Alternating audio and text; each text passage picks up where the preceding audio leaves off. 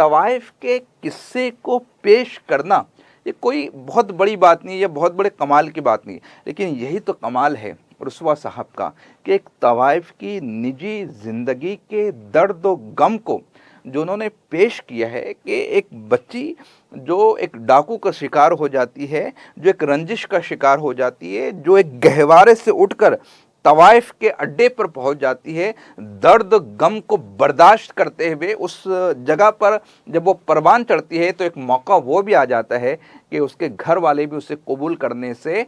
मना कर देते हैं। उस वो खुद से तो तवाइफ नहीं बनी थी, वो खुद से तो उस जगह पर पहुंचना नहीं चाहती, वो अभी भी अपने बाप के दिल का चैन और करार थी, वो अभी भी अपने माँ की मिज़गा से ढलने वाले आंसुओं का हिस्सा थी। जब तक वो सामने नहीं आई थी वो लोगों की यादों में बस रही थी, पनप रही थी, परवान चढ़ रही थी, लेकिन जब उसकी हकीकत सामने आती है